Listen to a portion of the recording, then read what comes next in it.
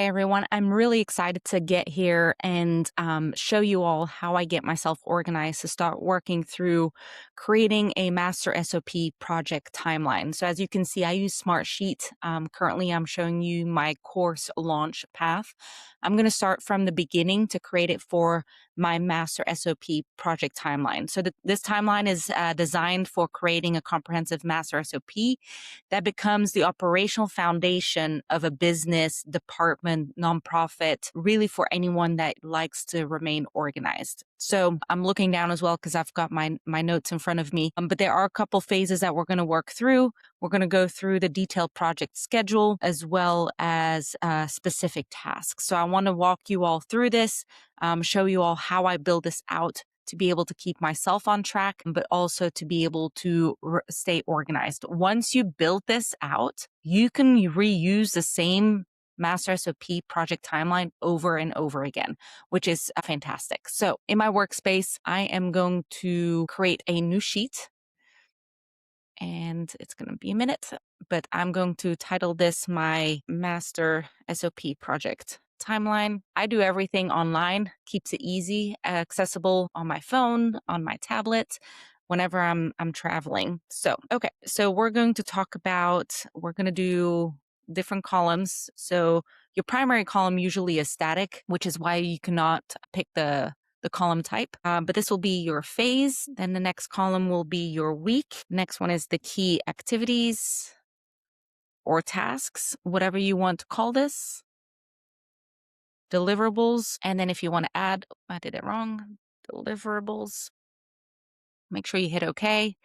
To the right, then we're going to add a status. I'm going to go ahead and do the drop downs. So not started, in progress, on hold, not applicable, and complete.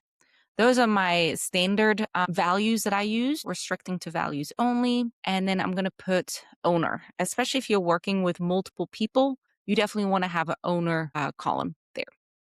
Okay, so let's get started. So I'm going to build out the phases first. So phase 1. So actually I have a total of 8 phases. So I'm going to do it this way. Phase 2. Phase 3. 4. 5. Phase 8. Okay, so within phase 1, this is your discovery and assessment. Okay, so I'm going to give this a color. So I like colors. And so this will be week 1. And this is, I forgot that this didn't take it. Key activities or tasks. So this will be like stakeholder interviews, flow review, document collection, identifying pain points. So this gives you an idea of what you're trying to accomplish the first week. Okay. So the first week, it's really going to be about working through the deliverables. So this is your current state assessments. So this is where it's really important to understand what you have, what works, what doesn't work, and the details behind it. So when I'm looking at a discovery, the objective of your discovery is in the first 5 days, you're trying to understand the current operations, identifying any undocumented processes, gather existing procedures, and determining organizational goals. So the activities here could be team interviews, leadership interviews, reviewing existing documentation, organizational structure, technology assessments. So you're really trying to get an inventory of what is going on, what is happening, what's working, what's not working. And it's okay if a lot of things are not working. That's why we're doing this, right? This is why we're putting in a master SOP together. And if things are working, make sure that you add that in there as well of what you want to continue if it's successful. So a couple things that you're going to do here, just skimming through this real quick. So from a day 1 perspective, the activities here would be map your core business processes, If you don't have it, this is where you start from scratch, right? And it's okay to start from scratch. If you have a template that you can use that as your baseline. Then you're going to identify decision points. You're going to define your inputs and outputs. What's the expectations of starting, and what is expected your ultimate outcome as a deliverable? And then create RACI assignments. So the RACI is your matrix where you are either responsible, accountable, consult as a consultant, or informed throughout the process. Okay. So the deliverables here would be to receive, so from a deliverable for the mapping core business processes, you want process maps. For the RACI, you want a RACI matrix. And responsibility assignments. I cannot type today.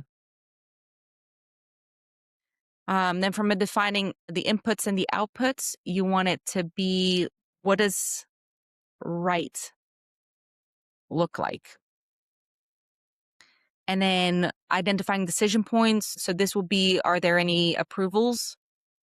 Is there a minimum from an approval standpoint? Like, is there something that as an individual you're able to approve versus a leader, as an example? So you want to minimize the number of bottlenecks for sure. So this is everything in week 1. Okay. So we're going to go into detail for week 2. So that would be, you're really working through the process mapping. Okay. So that's week 2. Key activities is you document major workflows, decision points, handoffs, roles, and responsibilities. So this is where you are going to dig a little bit deeper into the details that you've gathered above. So the first phase is really understanding, what do you have today? And then starting in week 2, this is where you are going to start working about what you have today, but what else do we need? Okay. So perfect. Okay. And of course, you put everything in a not started status. Okay. So this piece, I'm going to indent it. So then now I have a focus point. I'm going to clean this up afterwards. So the deliverables here would be process maps. Okay. So this will be, the objective here would be to define how work actually gets completed, identifying the inefficiencies, and clarifying ownership. Are there any bottlenecks? Is there anything preventing somebody to be successful in their role? Is going to be really important. So the deliverables here, again, are process maps, RACI matrices, and responsibility assignments. So you're going to map core business processes. You're going to identify decision points, define inputs and outputs, and create RACI assignments. So this may seem like it's duplicate from above, from week 1, but honestly, this is where you are really digging deep into what you have today.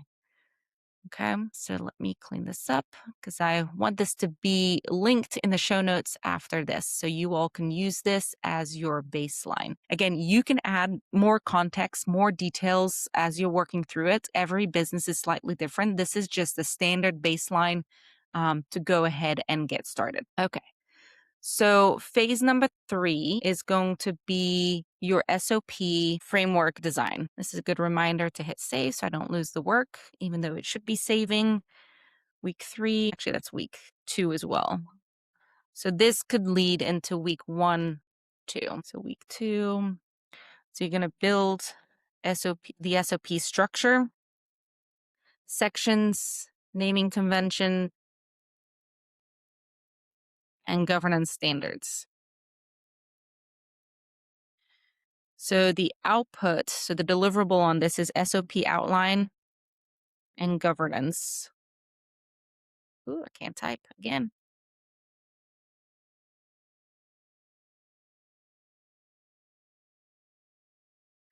Okay. That's it for now. So we go to section 3. So this is where you are going to build the framework, right? So you're going to build the structure. The structure would have the purpose,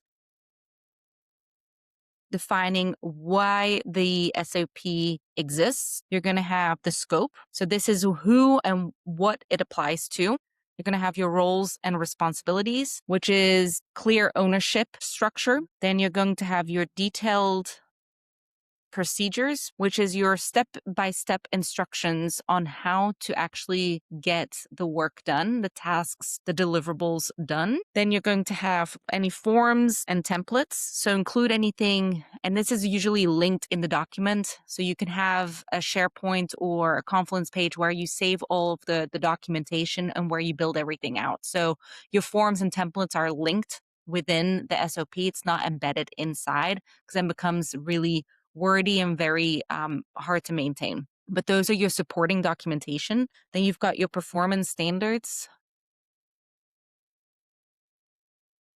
which are your KPIs and expectations, your escalation procedure, and revision history. So at a minimum, you need to include all of this. So in my standard SOPs, I do talk more about the inputs and the outputs, talk about your technology, your tools and your systems, talking about different elements, but at a minimum, this is your core. So this is the framework of the design. The Master SOP that I created has more context within that frames this level of detail. But at a minimum, when you're building out your SOP framework, you need to have the purpose, you need to have the scope, roles and responsibilities, and then your detailed procedures. From there, you're building out everything else extra. Okay.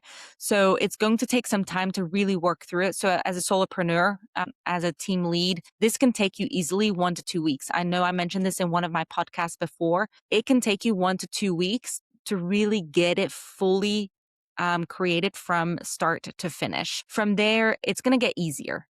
Some SOPs may take you only 1 week. Sometimes it may take you a little bit longer.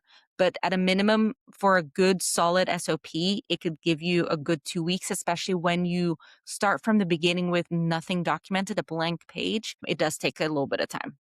Okay. So don't be afraid here. It's going to take time. But the beauty of it is once you work and put your mind to it, you'll have a beautifully developed SOP that you can work through. Okay.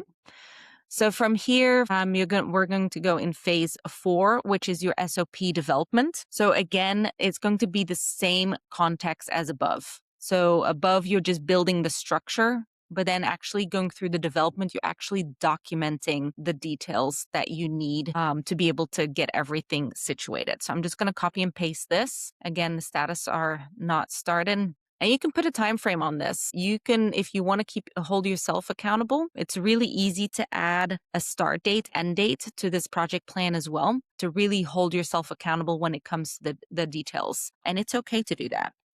I like it personally because I know exactly what I need to do, when I need to do it by, and it keeps me organized. So this one is where you're going to write procedures, responsibilities, forms, checklists, and workflows.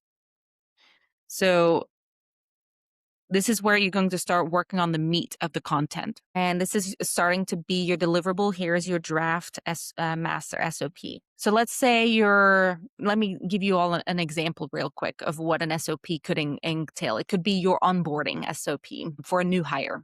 So you've got somebody that is joining very soon and you want to document exactly what they are responsible for week 1, 2, 3, 4, 5, however many weeks your onboarding is. You want to give them the tools to be successful from day one. Often when you go to if you're part of an onboarding class, you get a packet, a handbook, you get some documentation, but often you don't have anything documented of exactly what to do after you go through your new hire process. So when you have somebody joining your team, it's really relevant to create a timeline of events similar to this, where you build out an onboarding plan, exactly what they're responsible for week 1 and week 2. If that's your standard business operations, get them through that first, get them through the new hire details first. And then let's say week 3, 4, 5, and 6, is specific to their roles. Start building out a timeline of what they're responsible for. And this could be part of the detailed procedures. There would be meeting with a team lead on a daily basis for 30 minutes to check in. It could be meeting the rest of the team, like who's who at the zoo.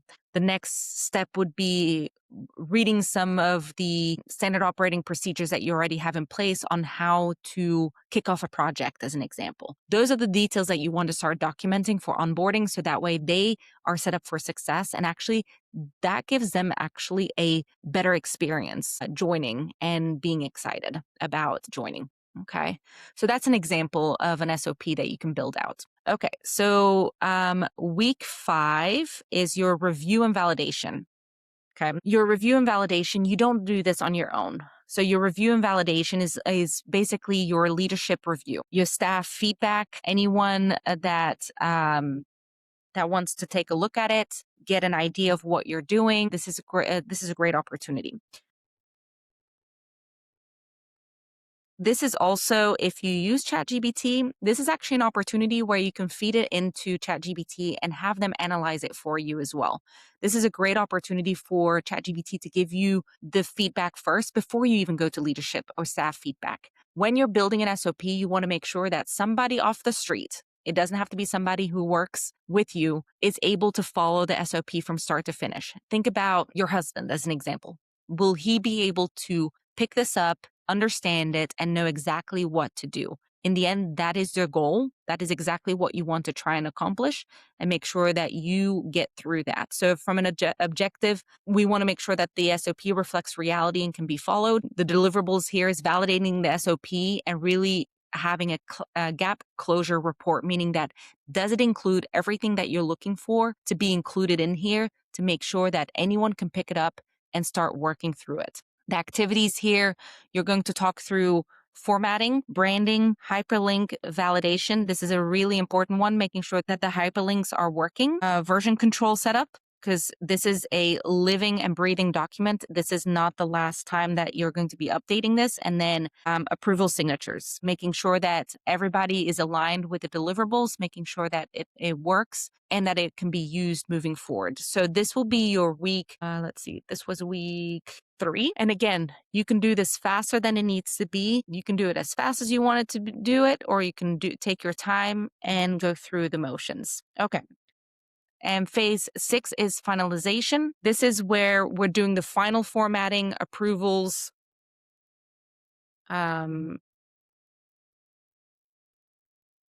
control, setup, and really working through that piece of it. So we're doing, let me get to my notes for this section. Finalization, I got it wrong. Oops, I'm going to copy this over here. See, I got my notes wrong. So for this one is leadership review, staff walkthrough. I knew I did something wrong. Compliance check, process testing, and revision updates. Apologies. That's what happens when I'm using multiple screens and don't have it all set up in front of me. Okay, so this goes here. There we go. And we're going to bump this in. There we go. And this will be week 4. And then next one is launch preparation. So this is in case if you are just by yourself as a solopreneur, you don't need to go through all of this, but it's worth setting it up in case you end up growing. So this includes having your training materials, communication plan, KPI dashboard, and governance schedule. So this is where you start building out a SOP rollout plan, a training guide, making sure that everybody has access to the trainings, especially when you have new people coming in. You want to be able to have all of the training materials set up. So that way, when new people join, they are able to get started from the very beginning. Okay. This makes it so much easier. You don't have to reinvent the wheel all the time, and gives them accountability. So in the end, what you'll get out of this is an executive summary, governance matrix, RACI matrix, and organizational structure. Your operational documentation will either have your master SOP, but you can also have department-specific SOPs, checklists, and work instructions. The accountability documentation that is included in all of this will have your KPI dashboards, meeting cadence, performance expectations. And then from a sustainability documentation, you will have your version control, annual review schedule, and continuous improvement processes. So if I'm looking at it from a typical timeline by organization size, as a solopreneur, you're looking at 1 to 2 weeks to get this done. A small team of up to 10 employees, because you have more people to work through everything, can be up to 4 weeks. A growing business, 10 to 50 employees, is 4 to 6. Large organizations, 50 plus, could take 6 to 12 weeks. And then any municipality government department can take 8 to 16 weeks from a standard timeline. But the goal of the Master SOP is not to document everything. It's impossible to have everything documented from start to finish. The goal is to document the critical 20% of the processes that drive 80% of your results, creating consistency, accountability, and freedom to scale. So that's going to end up being your most critical piece. And it's really important to keep up with this. So as you are launching this and working through the adoption of the work that you've put together, it's going to take some time for everybody to start getting used to it. But as it takes time, over time, the adoption, as you're launching new workflows, new SOPs, it's going to be easier to adopt, accept, and be able to implement as well. So this is really exciting. So this is the overview of the Master SOP project timeline. Again, there's only 8 phases. The timeline really depends on how fast you want to work through everything. But I will share a copy of this document in an Excel spreadsheet in the show notes for you to access as well. If you are interested in more trainings like this, follow myself here on YouTube. Also, check out Optima Operations Consulting on Instagram. I look forward to hearing from you. Would love to get your feedback, comments in the notes in the comment section. And I hope that this was beneficial.